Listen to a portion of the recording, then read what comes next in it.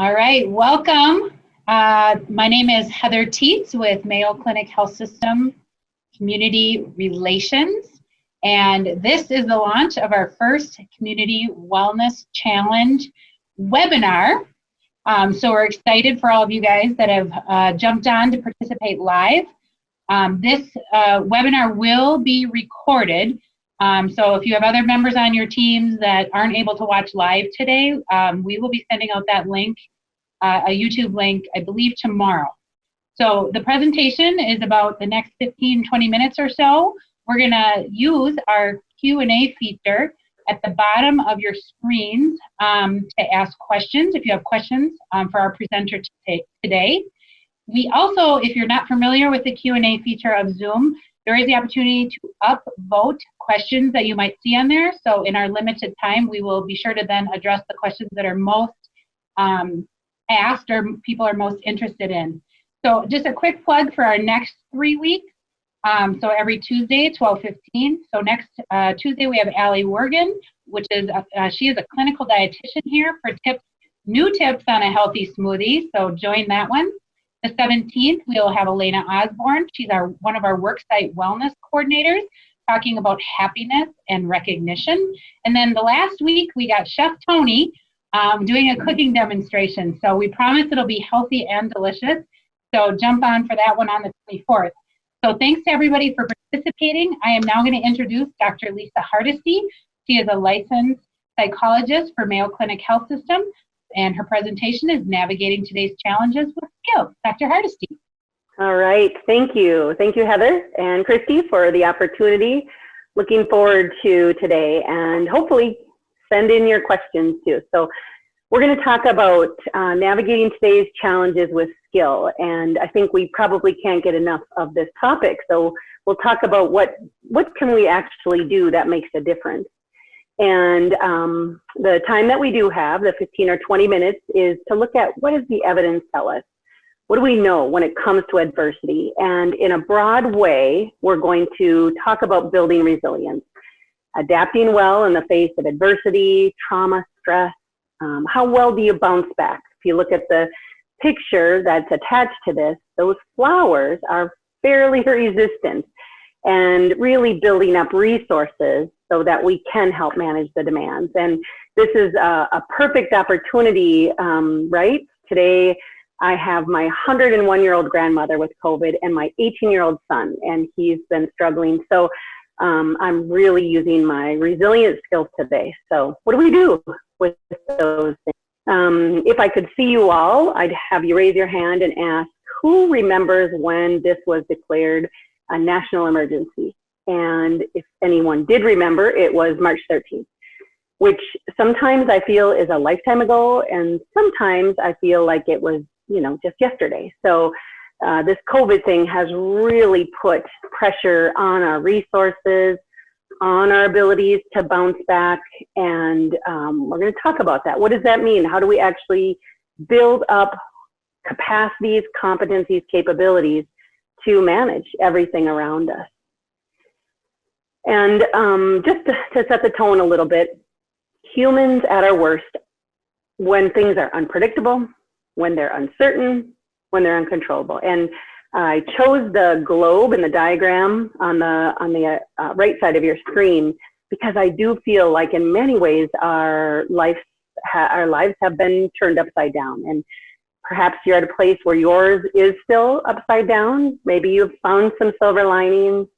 Wherever you are, I hope you have some things that you can leave with today to start to manage some of that uncertainty, unpredictability, uncontrollability. What happens is that if I have a stressor, my washer breaks down today, then I say, oh my gosh, that's stressful. How am I going to get the money to fix that? I find a way to do that. I feel a little bit better. That's how we manage stress that comes our way. What happens with allostatic load is stress accumulates, and we start to see fatigue, exhaustion, sometimes breakdown. I know in my practice, folks that have had underlying anxiety or kind of premorbid anxiety, if you will, are struggling.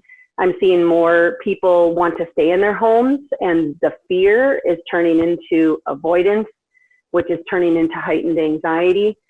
And sometimes it's just too much. I actually, full disclosure, I was at a meeting with my team who was very supportive of me this morning, and they offered support, and whew, I had some tears, right? I don't know where they came from. So we get to that point, we don't even know we're at overload. And so we're going to try to give some things to either help prevent or bring you back. But there's a lot of allostatic load, as we can see. So again, kind of setting the stage, this is important when we think about what works, is we are hardwired to remember the negative. It's safer for us to say, is there a tiger around that corner, and to be more avoidant of that, versus, I don't think there's a tiger around the corner. Walk around the corner, get eaten, there's no more choices. So our brain is really hardwired to look for threat. We'll talk a little bit about the brain, and it chews on it. It wants to learn from it. And so what's happening right now around you is there is so much input, so much, people come up and say, did you hear? Or breaking news. So lots of things. And unfortunately, it's priming our brains to be attached to that negative. So that's very important to hold on to when we devise interventions that work. And then what you look for, you will find. And this is, again, kind of how our brains work. And I used this example for a while. I wanted a Jeep, and everyone had Jeeps. I saw Jeeps everywhere. They were in magazines, they were on the road. People that I knew had Jeeps. And so all of a sudden it opened my mind to Jeeps. If you've ever purchased a new car, maybe you've had that, like, or new shoes. Oh my gosh, everyone has these. So what you look for, you will find. This is important when it comes to the negative. It's important when it comes to the positive. This isn't putting a rose-colored, shield over you and pretending that things aren't tough. It's really harvesting the good. Today, for instance, I reached out to friends and just kind of sent some things knowing I needed some extra support today. So what I'm looking for, I'm going to try to find more positive. And I haven't watched the news today either. So those are the underlying principles, and we'll go back to those. Just a brief look at the brain. So this is a slice of it, and you have this amygdala. Actually, amygdala, you have one on both sides of your brain. And then in front, we have the frontal lobe. So our frontal lobe is the part of our brain that is creative, imaginative. It's our executive functioning. It solves problems. It laughs. It sings. It can become joyful. And the amygdala's job is to look for that threat. And so we can create an amygdala that's hypersensitive to the environment and what's going on around us. And it signals to the brain, we are in trouble, which contributes to that fight or flight response that probably many of you are familiar with. Fight or flight gets us ready to either fight or flee, so the blood rushes to our hands, our feet, we might have to fight, and freeze is a whole other response and part of that sometimes. So the way the brain works is to look for those things, look for fearful, what kind of danger am I in, and when there is a lot of things coming at you, that really then puts us in that fight or flight response more often. All right, so you have the brain, we set the stage. Let's go into a little bit more now what works. Neurons that fire together, wire together. So when you have pathways, you can actually, this is what we know about the brain and its neuroplasticity now. We used to think that, at age 5, that you're done. This is the decade of the brain. The last decade, we understand much more to still learn. But when you do things over and over again, if you want to call them habits, you can do that. You do create new pathways. So the more you wire these things together, the more that becomes where you are. And so what happens is that the brain can be changed by our experiences. What we do in the physical world or inside of ourselves, those psychological resources, we call them the power skills right now, the psychological skills, that has a big impact on our lives. So fellow Minnesotans, maybe there's some of you that are outside of our Wisconsin, Iowa. Most of you know this, right? We cannot control the weather outside, but we can try to put the fire on, turn the gas on. So that's how we're going to frame this when it comes to resilience. How do we become the willow tree where we bend, don't break, where we build enough resources as demands get high? We want those resources to be even higher. So What can you do inside of your home that makes a difference? And so what does the evidence tell us? And I'm going to talk about some brief skills, things that you can do that really are 2-minute rituals, things that you can start to harvest, bring in the good, and prime the brain so that brain starts to look more for those resources. And it's not just a feather that pushes you over, but that you have a little bit more of those resources to deal with the demand. So here are rituals, most of them truly just a 2-minute ritual, things that you can do to start to do that hardwiring, connecting the neurons, making the pathways that help. So let's start with a good breath.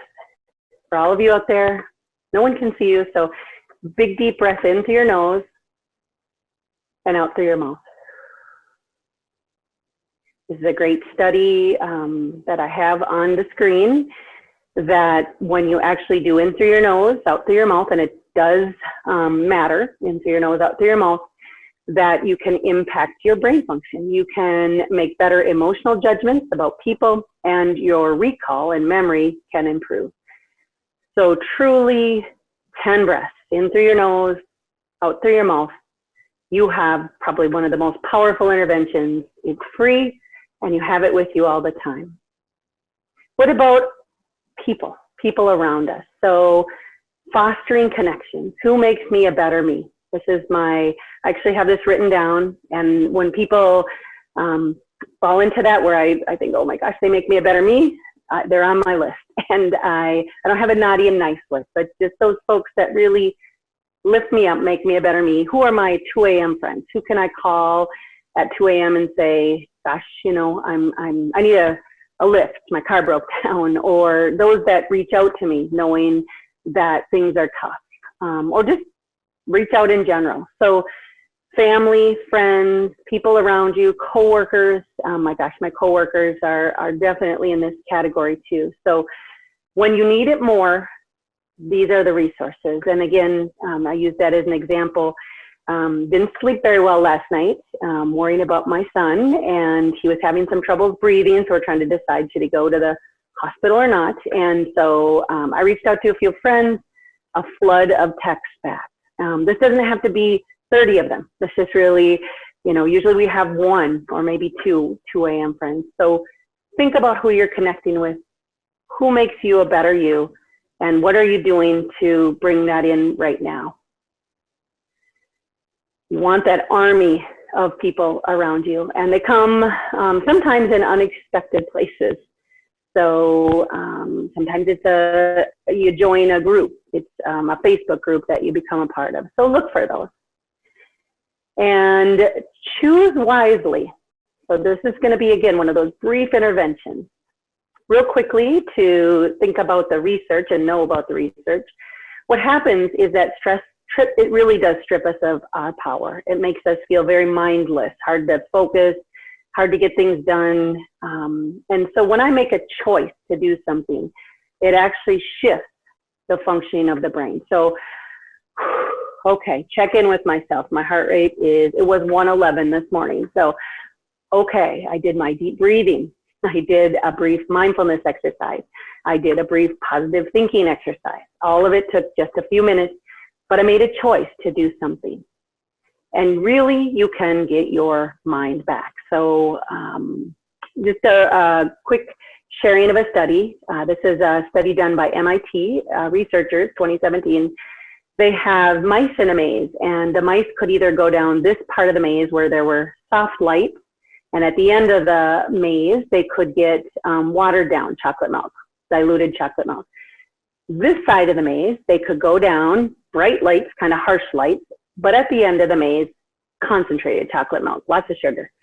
And what they found is that the mice preferred the concentrated chocolate milk, but, you know, almost half and half. So then they exposed these mice to stress, which you can do. You can stress out mice by crowding them, doing other things.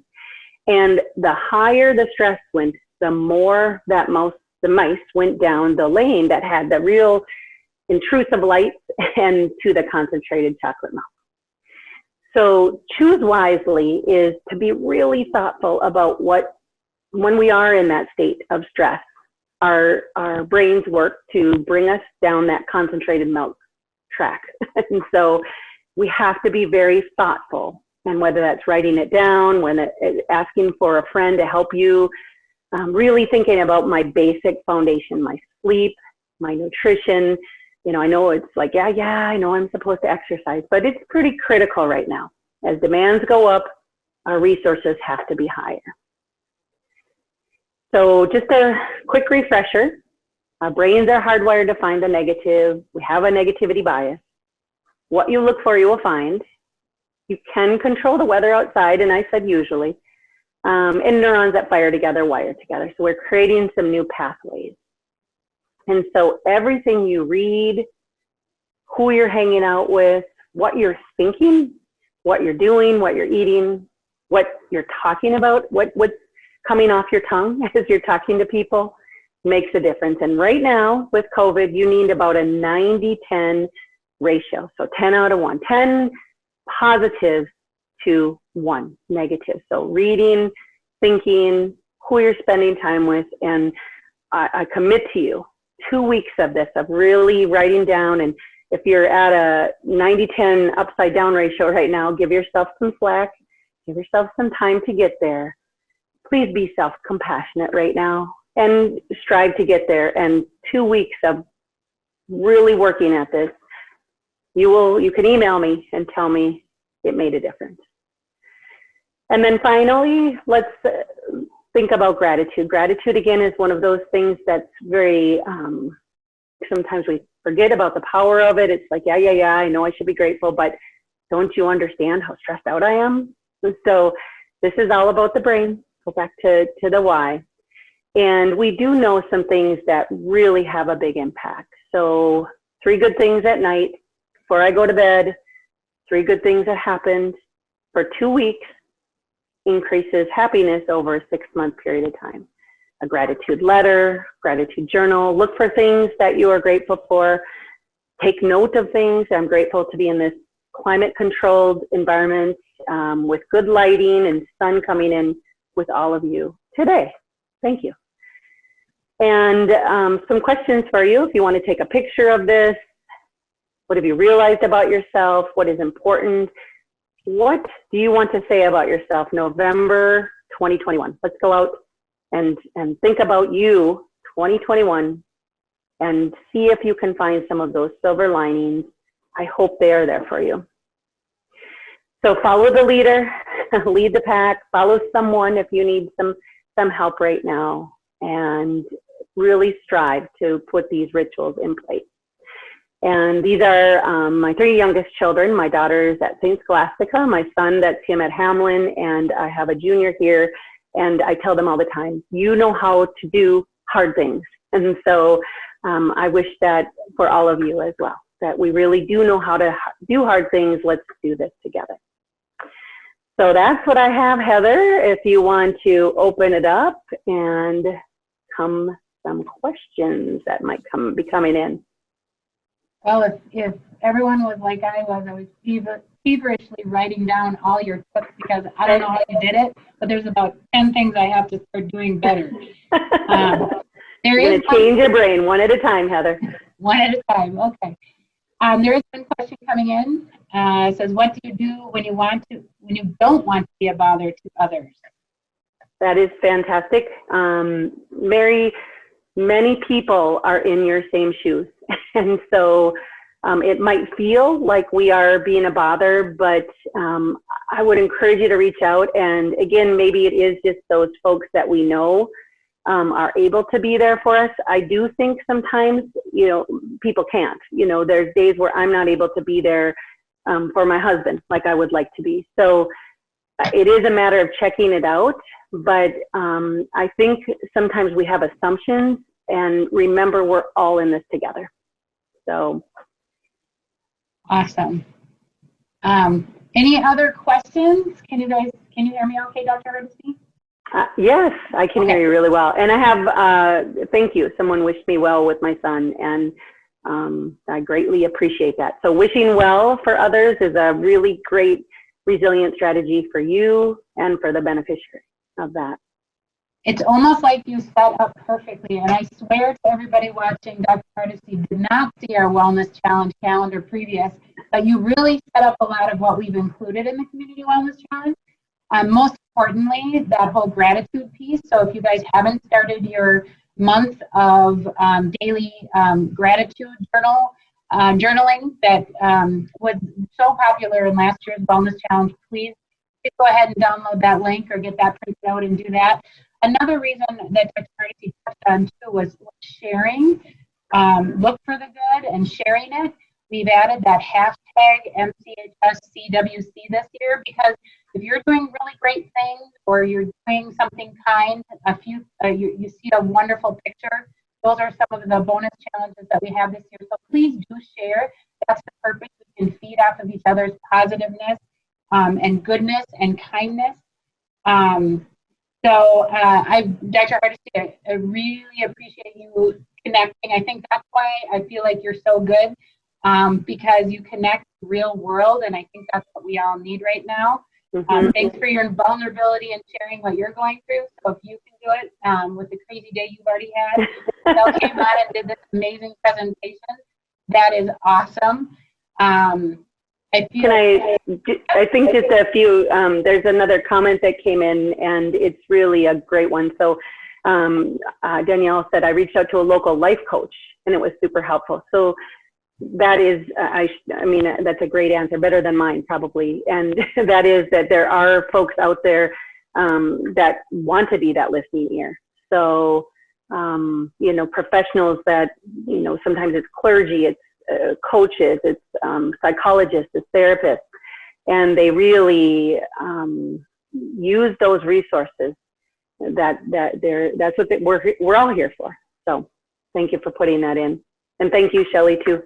I appreciate your well wishes. It really does make a difference. And that's another, I think, Heather, a takeoff from what you said. Sometimes it's sending other people things. So even if I'm having a tough day today, me sending some things out and wishing you well, or honestly, being here today is a big bucket add and big bucket fill. So doing things for others, even though it feels like I have nothing to give, can really also serve in that resilience way. I think we're going to add that to the challenge next year. 10 positives and 1 negative. That's going to be one of our daily challenges. I love it. It's a great challenge, and it's hard to do, but honestly, even striving towards it, we start to change that. And I made that up. I just need you to know, because a lot of the literature talks about 5 to 1, but that's pre-COVID, so I'm going 10 to 1. I love it. Well, I'm just going to encourage everybody on. We're getting close to our time. I'm going to encourage everybody, stay on track. I know we're only on day 3 of the Community Wellness Challenge, but support and motivate your teammates. Part of the purpose of us doing this as teammates and coworkers is that sometimes you just need that little support, like Dr. Hardesty shared. And I know who all my 2 a.m. friends are, so thanks for that reminder too. Nice. So with that, I will just say thank you to everybody for attending. Big thanks to Dr. Hardesty. I think I want to bring you on like every week just to keep me going. So thanks everybody. This will be recorded. We will share out the link for the rest of your teammates. So please encourage them to log on and watch it later. So thanks everybody. All right. Have a great day.